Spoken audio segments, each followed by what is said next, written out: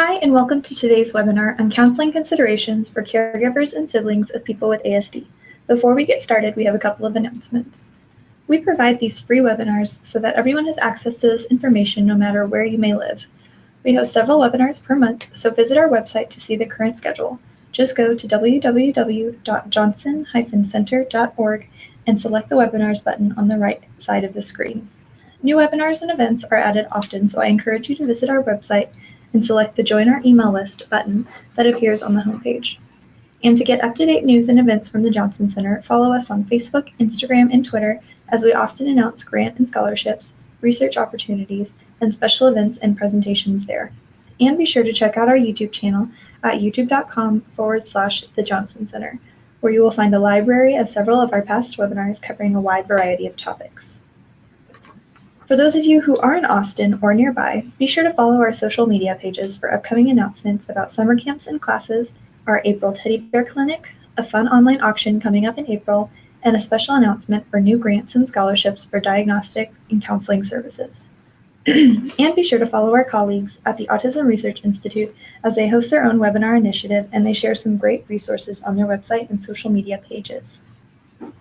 If you would like a certificate of attendance after today's webinar, look for a follow-up email in your mailbox 1 hour after the webinar concludes, or look for the link on our YouTube channel in the webinar description. It will contain instructions on how to get your certificate. If you have questions during the live webinar, you may type them into your GoToWebinar control panel.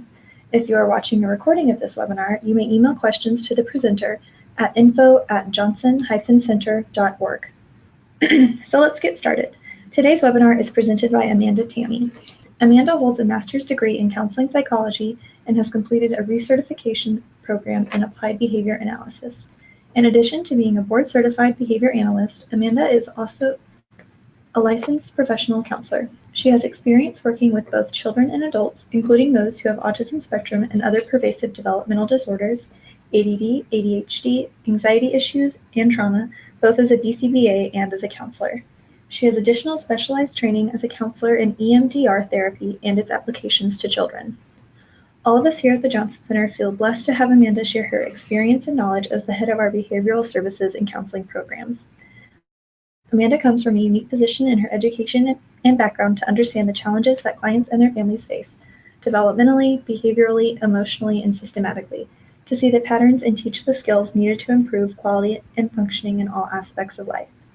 Please welcome Amanda.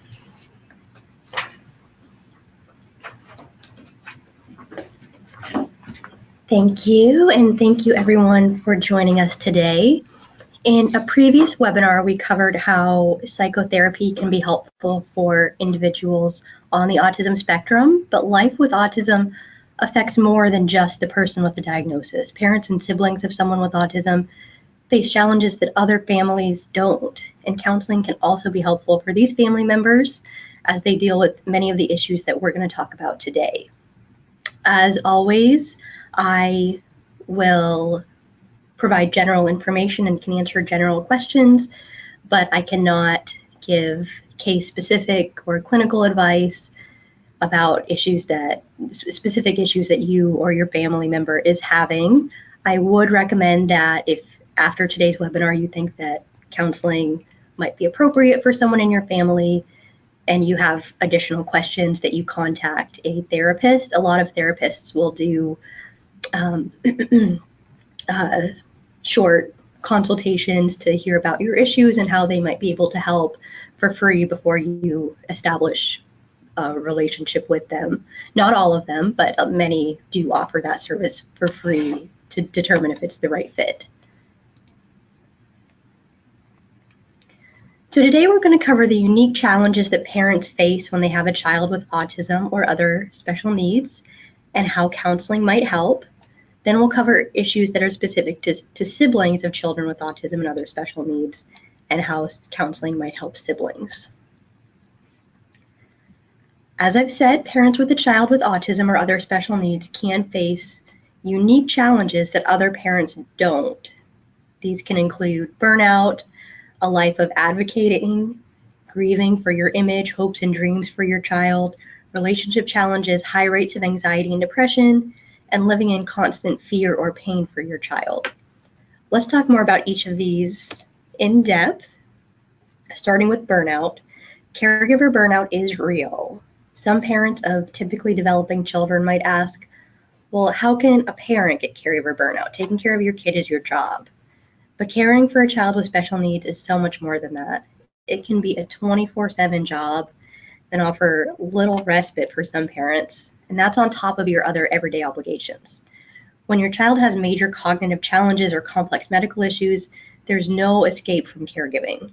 Signs of caregiver burnout can include a combination of any of these experiences: feeling constantly run down, feeling like all of the responsibility falls on your shoulders, feeling like you're consistently on an emotional roller coaster, having no hobbies for yourself, feeling unable to take care or time for yourself, avoiding social plans, feeling unable to trust anyone else with your child, and getting little rest because your child is always on your mind.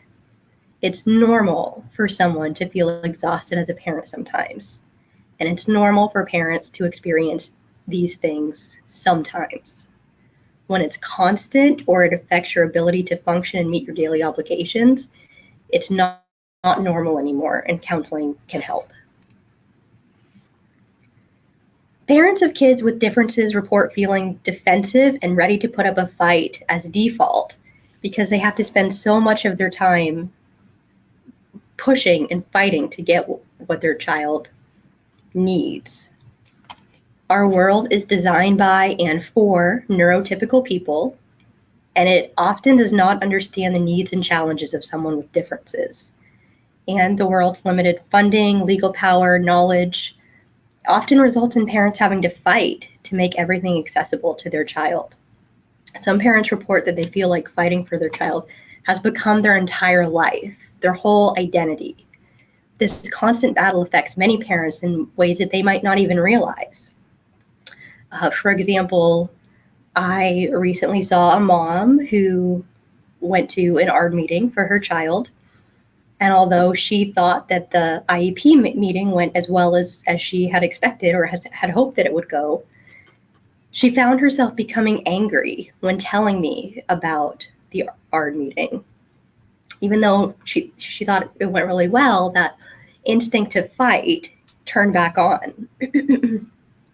The anger fuels her to fight for her child, but it also puts this big, continuous amount of stress on her that doesn't go away when one fight ends. She knows that another fight is just around the corner. So working with a counselor can help a parent let go of that anger, that fight response, when no fight is present, which can allow the body to relax, recover, and then be ready when it's time to fight or advocate again.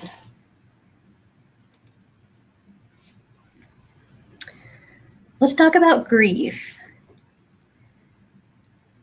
We typically think about grief in terms of death, when we lose someone we love, when we lose some major part of our lives.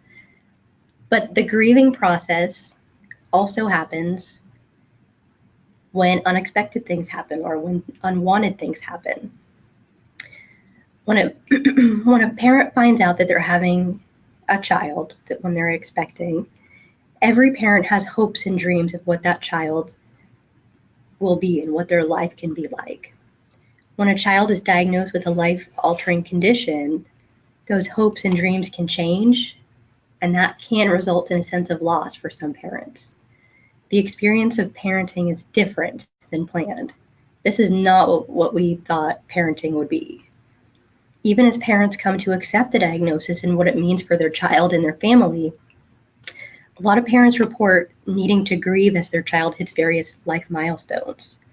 And on top of the grieving process, some parents report feeling guilty about feeling sad or needing to grieve. And this is all normal and a common experience. And I don't want this to come off as sounding like grief is a bad thing. It's not. It's a normal and necessary thing, and it's not a bad thing to have a child with special needs. It's just different than what was expected. And so for some parents, it can feel like a loss of some sort, And so grieving is our response to loss. And counseling can be a safe place to work through the experience and the feelings that go along with the grief. Parents can also experience challenges in different social relationships. The rates of marital conflict and divorce are higher in families of children with special needs. Sometimes the marriage relationship is strained or just put on the back burner because of the high needs and the time and energy requirements of taking care of your child. Conflict with other children can also be high. We'll talk later about some of the special issues siblings of kids with special needs can experience, but the issues of both parents and siblings can have an impact on the parent-child relationship and lead to lots of conflict. In addition, lots of parents report challenges in relationships with friends and colleagues. Friends and other parents often just don't understand all of the challenges and stress that the parent might be under.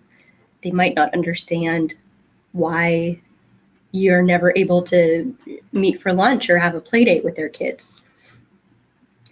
For you, who might be feeling misunderstood in these social relationships, resentment can build and isolation can increase from there. It can be hard for parents to relate to the problems that their friends are having. Often, to a parent whose life revolves around a child with high needs, the problems that others describe don't seem like problems at all. The meaning of friendship can change, and so can those people we call friends, because it doesn't feel like we can relate to them anymore. Some parents report that they feel like they're constantly living in danger or pain. When you have a child with special needs, you might feel like danger is constantly lurking over your shoulders and you always have to be on guard. Another seizure or a big meltdown could start at any moment. And some parents live in fear of the pain that their children and then that they will experience. Believe it or not, some caregivers of kids with special needs show symptoms similar to those and are actually at risk for developing post-traumatic stress disorder or PTSD. However, for these caregivers, the stressful event or the trauma is ongoing. So we usually think of our military going to war when we think of PTSD or some horrific event that's causing PTSD. And in those cases, those are horrific events. But when the military comes home or when that event is over, that event is over. But for these parents who are experiencing this trauma or this pain or this fear, it's ongoing. Their child continues to have these challenges. So how does a person heal when the danger or pain is still present? Their sense of safety is not there. So they may need professional help rebuilding that safety from the ground up. Rates of anxiety and depression are really high among parents of children with special needs. The exact numbers of parents suffering from these disorders at clinically significant levels differs depending on the source. Estimates range all the way from 40% of parents to 70% of parents.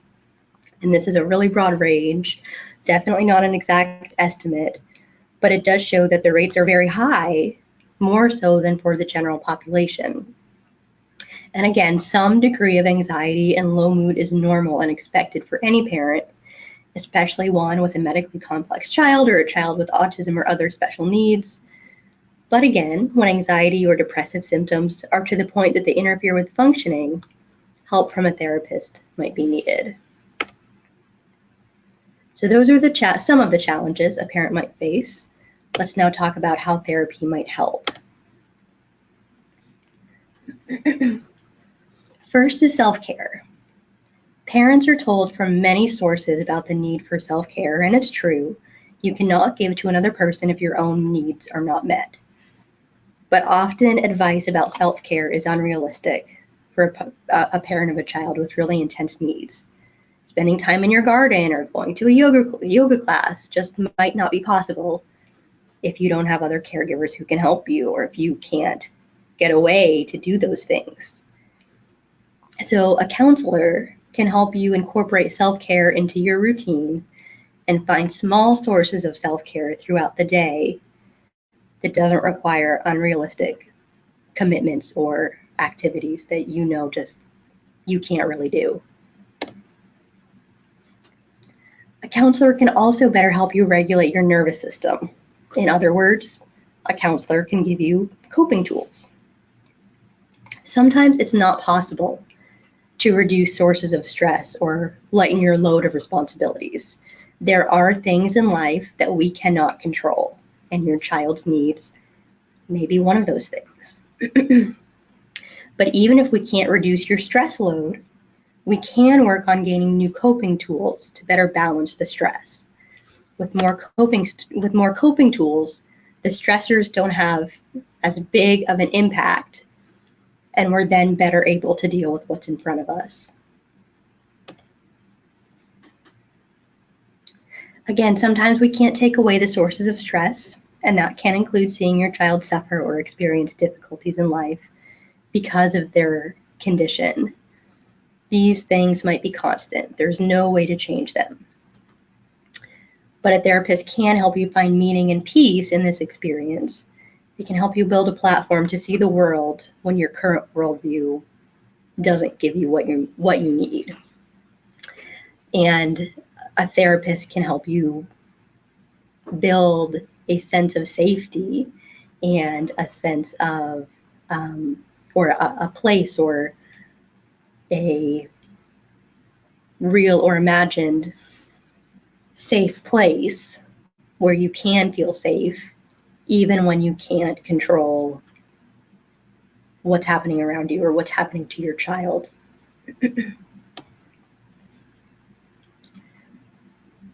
Like I said, parents are at risk for post-traumatic stress disorder. Trauma is an emotional wound that causes shock or substantial and sometimes lasting damage to psychological development. Sometimes a series of small but adverse life events can have the same impact as a single big traumatic event. And so even if your child with special needs did not have one or many really big things that happened to them, adverse things that happened to them, a series of small things can be traumatic for the child, but also for you as the parent watching that. And when you have experienced traumatic or even just adverse events, triggers might remind you of the event and lead you to feel and think and behave in ways that you did during the event. Much of this is fear-based, and much of this happens out of our awareness. We don't even know why all of a sudden we start having those thoughts or those emotions or those behaviors. But it can lead to really intense reactions that might not make logical sense. And it can be a disturbing experience, especially if it's frequent. Having a child with complex needs can have a traumatic or life-altering effect. And you might notice more fear for your child's safety after some medical procedure or new diagnosis. Maybe all of a sudden you're having a hard time taking the steps you need to get something important done. And it's related to the out-of-control experience you felt at the time of diagnosis or how you continue to feel now.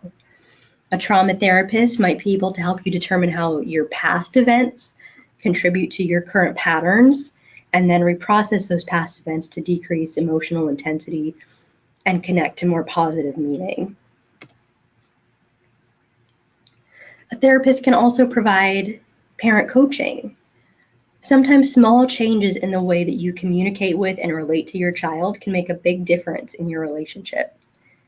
When parents and their kids are constantly pushing each other's buttons, intentionally or more often than not, non-intentionally, tension is high and patience is low. With some parent coaching, a therapist can help you communicate with your child in ways that are less triggering to your child, identify your own triggers, and respond to your child triggering you differently. So all of those things.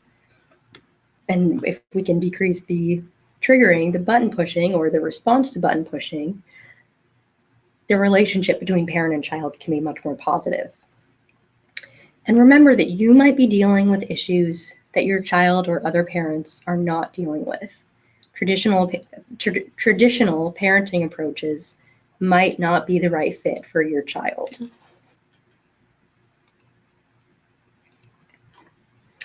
Let's move on to some of the issues that siblings might experience.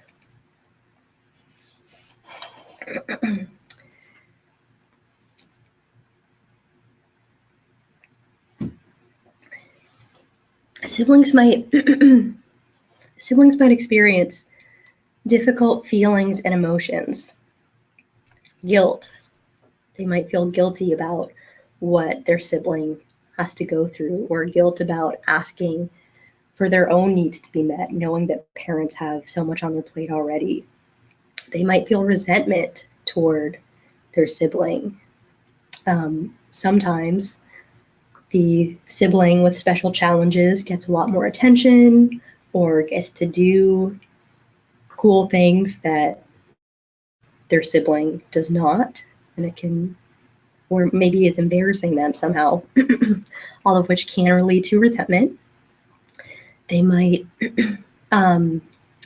siblings might feel isolated socially if their friends don't have similar family experiences and environments, if their friends don't know what it's like to have someone with autism in the family or what the sibling is going through because of that.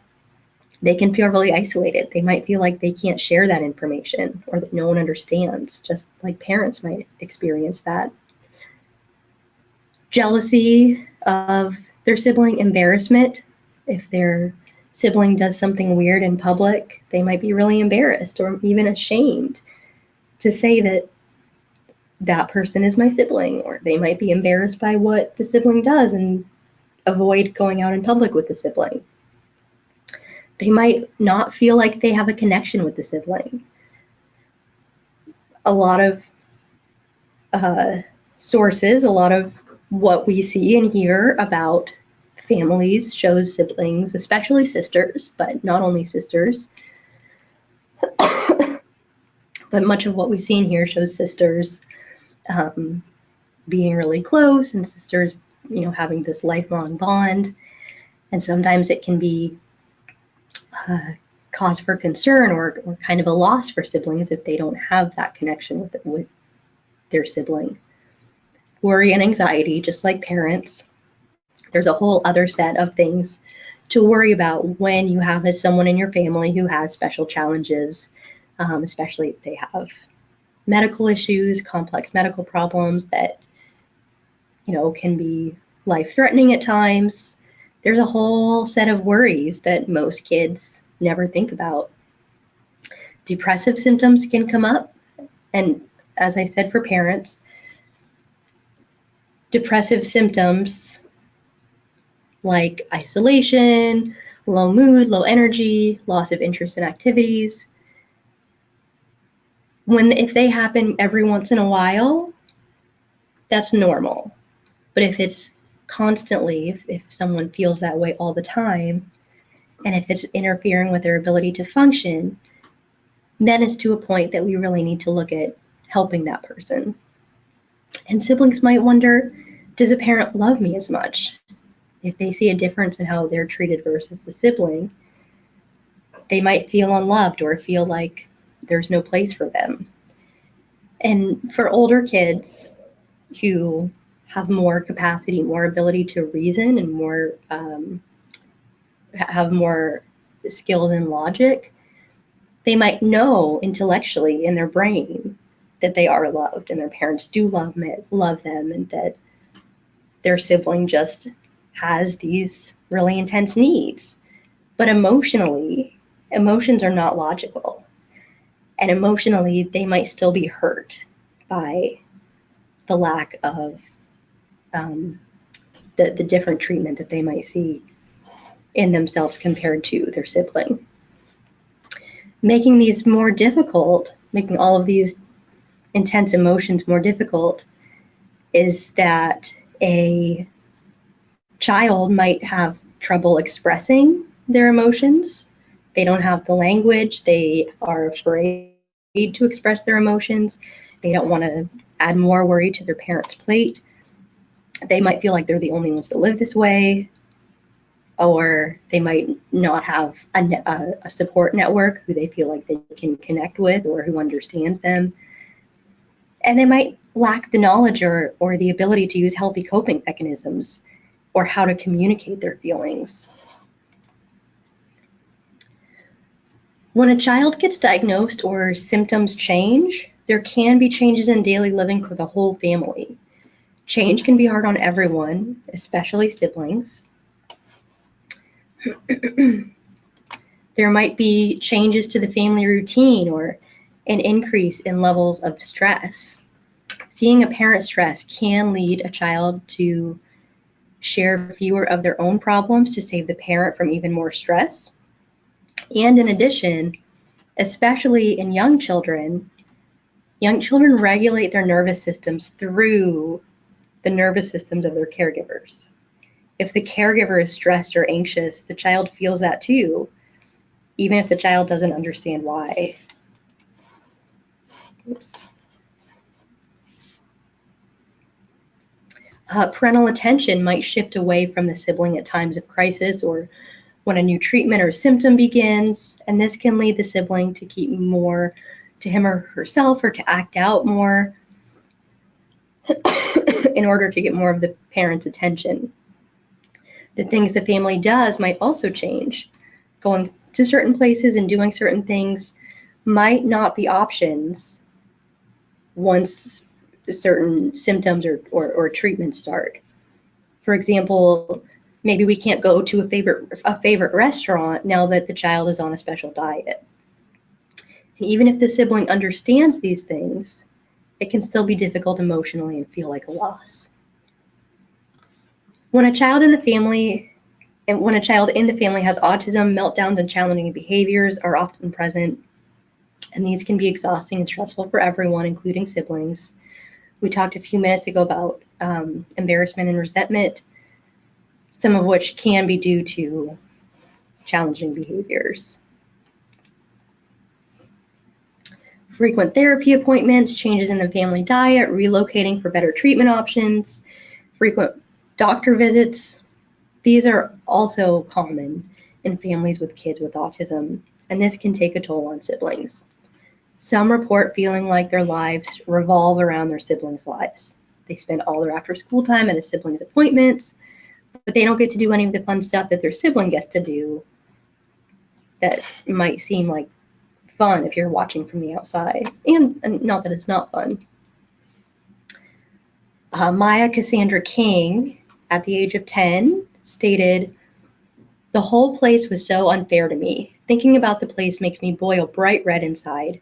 Jordan," her sibling, "got to play in plastic ball pits and go on big swings and do all these incredible playground things with a woman specializing in autism.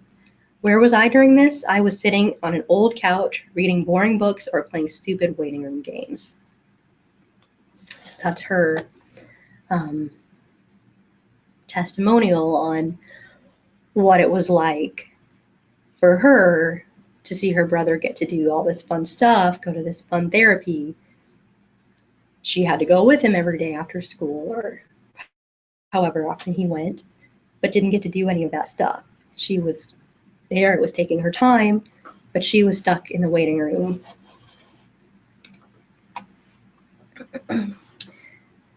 Siblings, especially in early childhood, often want to play with their brothers or sisters, but autism can affect their brother or sister's desire and ability to play. A child with autism might have restricted interests or social challenges or sensory issues, all of which might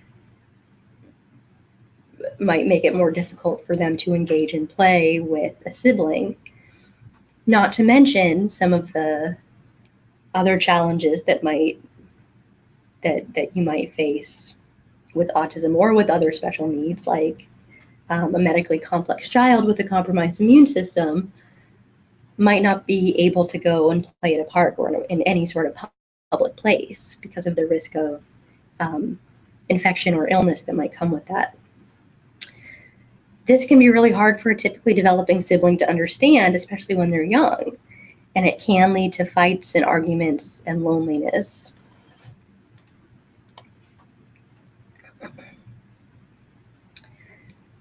Siblings of kids with special needs are often mature beyond their years.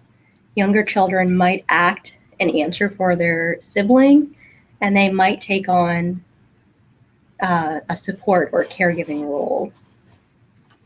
It's important for you as parents to maintain awareness and boundaries regarding how much the sibling is responsible for. Siblings need to be kids too.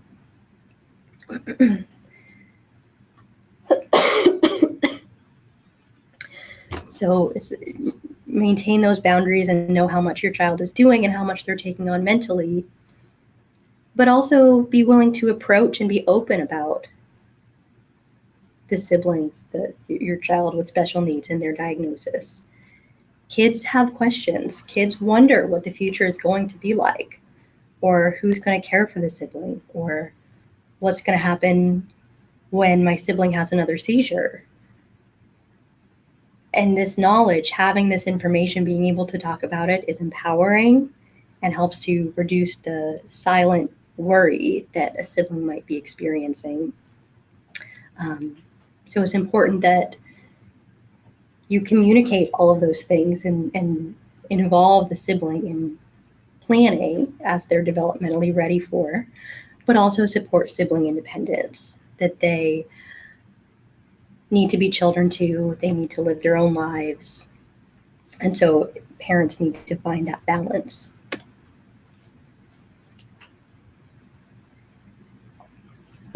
Having a sibling with autism or other special needs can present social challenges for siblings as well. Unfortunately, some siblings do experience teasing or bullying because they have a sibling with differences. They might be embarrassed about their sibling's behavior in public, or just embarrassed about how their family is different from normal. They might be reluctant to have friends over to their house because of their sibling's behavior or medical needs, or be worried that the sibling will interrupt their social time with their peers. Siblings might feel like they always have to defend their sibling, or struggle with how to explain autism to their peers. And as I said before, it can be hard to relate to peers, other people, the sibling's age, who don't know what it's like to have a sibling with autism. They might feel like no one understands, and feel isolated, or even isolate on purpose. So how can counseling help siblings? First, counseling can help siblings focus on their strengths. Therapy can help build on and enhance the value of and identification with those strengths. For example, siblings of children with autism and other special needs are often very compassionate, very tolerant, and very understanding about differences. Some are mature beyond their years and very nurturing. Patience, independence, leadership, these are all traits that might have developed as a result of their family circumstances. And many report even taking pride in teaching their sibling and the relationship they have with their sibling. Focusing on the strength and showing the good, helping a child filter the good that the positive meaning that they can make out of it, and the positive meaning that they can take about themselves, is the source of resiliency. That if a child can look at their family situation, look at their sibling, and say, I'm not to blame, and I am loved, and I deserve love, and because of this situation, I have these great qualities, that helps them to grow resiliency, which is a very important trait in the mental health field. Resiliency is what allows us to bounce back after something adverse happens. and continue normal development. A therapist can also help to facilitate family communication. This goes both ways, both between the child communicating with the parent and the parent communicating to the child. As parents, excuse me, as parents, it's important to encourage your children to share their feelings and concerns. Let them know that although you might be stressed and seem distracted by issues with their sibling, you still have time for them and you still care about what they are going through. And if they communicate with you, you can work together to find a solution. And that's what you want. You don't want your child to try to protect you. You want them to be open with you and to be able to work together with them. As parents, it's also important for you to share information with your child at a developmentally appropriate level. If something is going on, your child can feel it. They know something's up.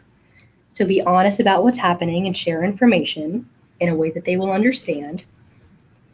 For example, if your child has another seizure, his or her sibling may want to know that. They're concerned for their sibling. But maybe you don't need to call their school to tell them while they're at school. You don't want to hide that information from them just to reduce their worry. But figure out what is the appropriate way in your family to share that information and how much information is appropriate to share. And that depends a lot on the sibling's age and their developmental level and how much they understand. It's also important for you to share your feelings and experiences with your child. Model emotional expression and receiving support. Yes, this feels bad, but I can handle it. And show them, model for them that you are also experiencing unpleasant or difficult emotions. Just like parents, siblings can also benefit from counseling to learn coping skills, increase their resiliency in handling big emotions, and learn how to deal with things that are out of their control. There is a lot that is out of the siblings' control. They are not even more so than parents sometimes. The sibling might be watching from the sideline and there's nothing they can do to help their child or help their sibling in the moment when something difficult is happening. But they also are not the ones who make medical decisions or who make treatment decisions or any of those big decisions that could potentially help the child with special needs. So there's a lot that's out of the sibling's control, and the helplessness that the sibling might feel can be overwhelming. A therapist might be able to help a child manage their feelings even when there's nothing that they can do about the situation. Again, coping with the feelings, even though we can't reduce your stress right now, or being able to separate from a stressor to say, this is no fun, this doesn't feel good, but it's not my responsibility. This is not my job. And it's helping a sibling figure out their own role and their own part in their siblings' challenges. A therapist might also help a sibling advocate for him or herself with parents and peers. The therapist might help to give the sibling language and confidence to speak with friends and family about what's going on. Educate them about what autism is and how they can talk to their friends about it. A therapist might also normalize their experience. Lots of kids in your situation would feel this way. It's normal to feel bad when this happens. It's normal to feel sad when you see your brother do that. But the therapist would also teach them what's normal for kids his or her age. For example, most kids, most other 8-year-olds are not caretakers to a brother or sister. So helping the child understand what's normal and that their feelings and their experiences are normal but the amount of responsibility that they might be feeling or taking on is not necessarily normal. When that's the life you live, often children don't know that their experience is not what most people experience. They assume that everyone who's 8 years old feels responsible for their brothers or sisters, or that everyone who's their age feels a lot of resentment toward their sibling.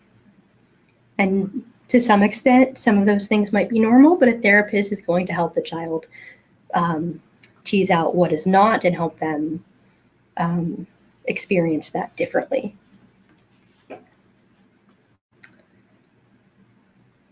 And your child might be part of a peer group that doesn't understand what it's like to have a sibling with autism or other special needs.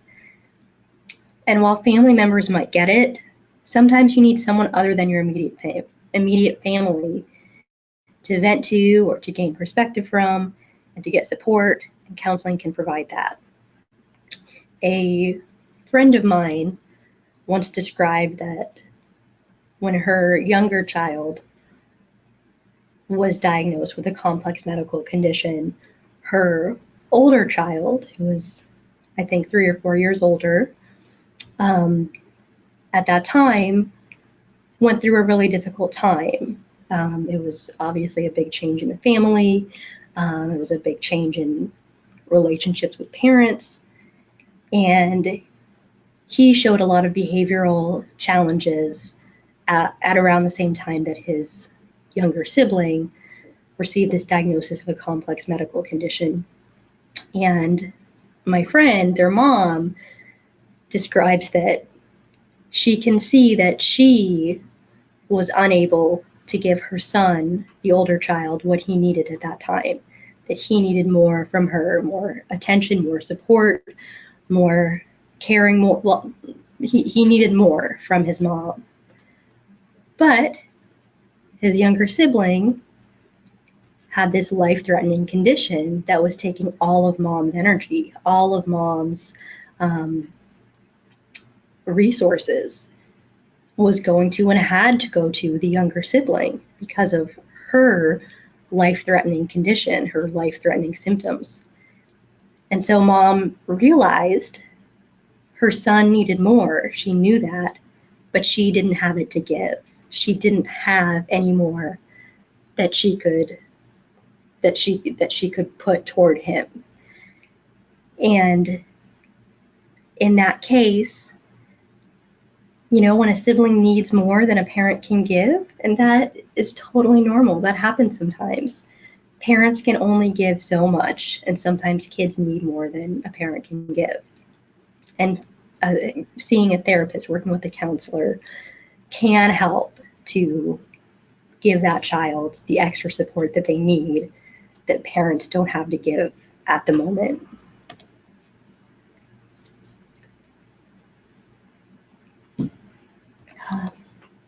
For more information on sibling issues and support, the Johnson Center has a 2-part webinar that's available on our YouTube channel. Part 1 covers the needs and experiences and challenges of siblings, of kids with autism, and Part 2 covers strategies to support healthy relationships within the family. The Johnson Center also offers sibling support groups. This is based on the SibShop model, or the Sibling Support Project model. And we offer these both as weekly groups or as summer camps during the summer. So a week-long half-day camp where they would be with other kids who get it, other kids who know what it's like, and they learn coping skills and they learn information about the challenges that their siblings have, and they learn communication strategies, and they're really great groups. If you're not in the Austin area or are looking for other sibling support groups, you can search for Sib Shops at www.siblingsupport.org, and they have some that are specific to different differences, to different abilities. I believe here in Austin there are some for there's some at the Children's Hospital, and there's some specifically for siblings of kids with hearing impairments. So there's lots of different types and subspecialties of SIB shop. So at their website, www.siblingsupport.org, you can find what you're looking for, what is in your area if you're not in the Austin area. I have a few minutes and can answer a couple of questions. So, let me see.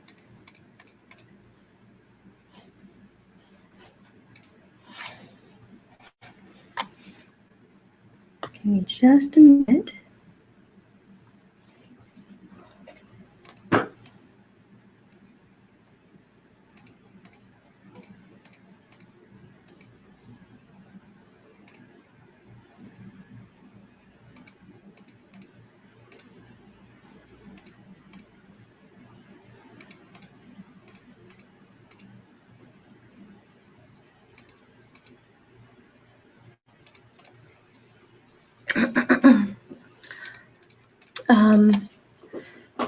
So we do not give out copies of the slides.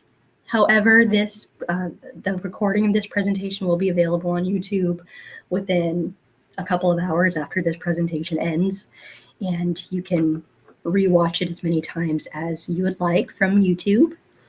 I have a question.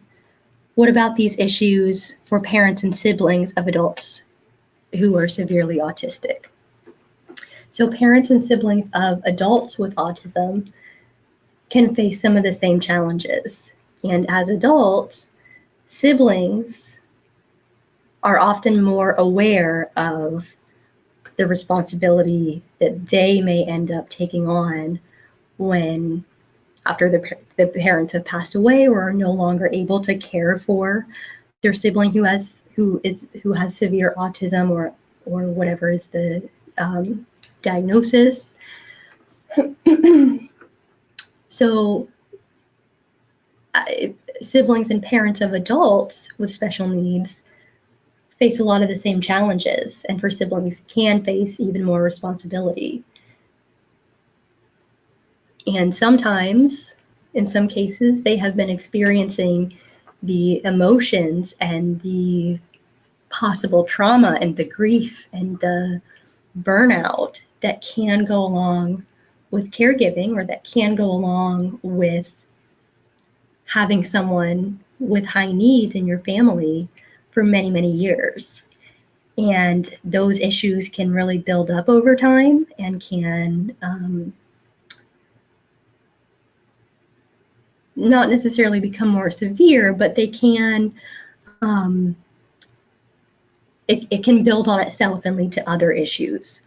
So the child who has some anxiety about their sibling might become, because they experience that anxiety a lot as a child, they could potentially generalize that anxious response to other areas of their life. And by the time they're an adult, they might experience high levels of anxiety in lots of different situations. Certainly not always, and that's not definitely the case, but it's possible. And so the issues that family members of someone with high needs faces can remain constant throughout the lifetime, and those siblings might end up taking on a caregiver role and end up experiencing some of those challenges that we talked about for adults. Can you discuss when siblings of kids with ASD have issues such as anxiety and ADHD? Yes. So it is common for kids whose siblings have autism to experience some levels of anxiety or depressive symptoms. Again, I don't want to call it an anxiety or disorder or depressive disorder necessarily. There's a level of symptoms that needs to be present in order for it to be called anxiety or depression, as defined for a diagnosis, but the symptoms may be there even without enough for the diagnosis.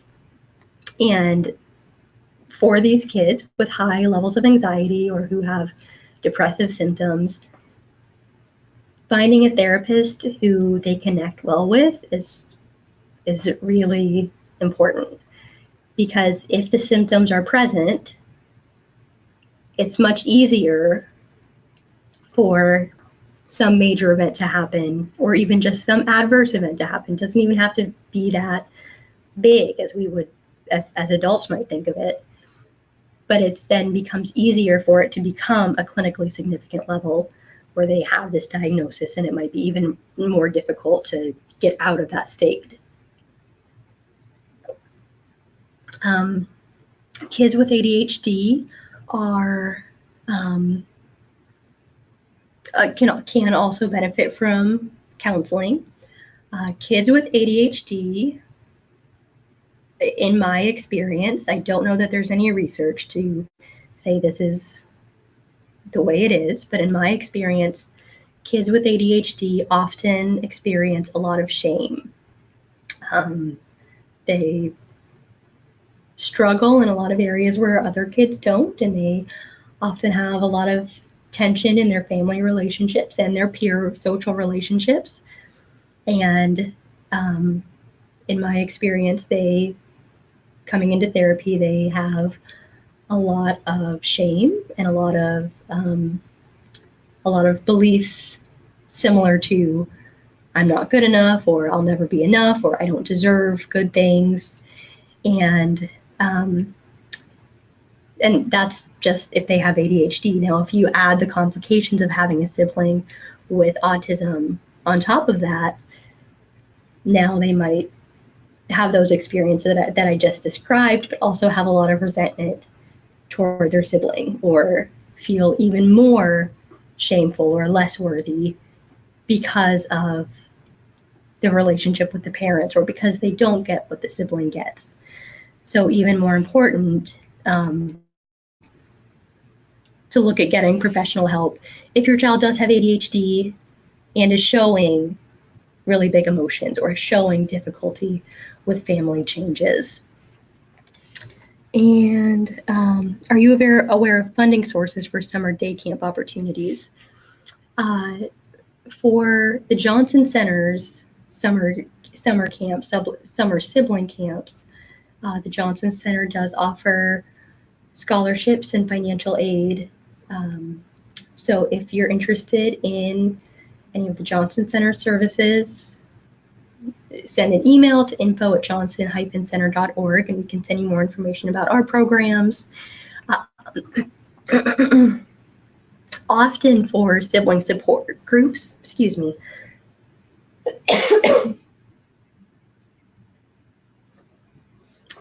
if the sibling support project is done as a weekly group or a monthly group, often, it's going to be different depending on who is hosting it, but very often the groups are pretty inexpensive, often somewhere between $5 and $25, because the goal of the sibling support project is to provide that support to the siblings, to make it accessible to those who need it.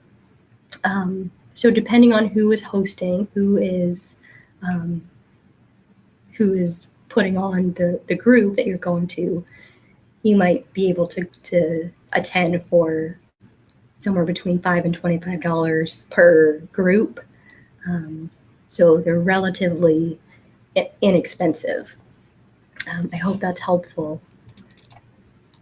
And it looks like that is all of my questions. So if you would like a certificate of attendance, look for an email in the next 24 hours. The email will have a short quiz that once you complete, it will allow you to download a certificate of attendance. To receive updates on the webinar schedule, follow us on Facebook or Twitter, or sign up for email notifications. And for more information about the Johnson Center services, contact us by phone or email. And I thank you so much for your time and attention, and please join us for our future webinars.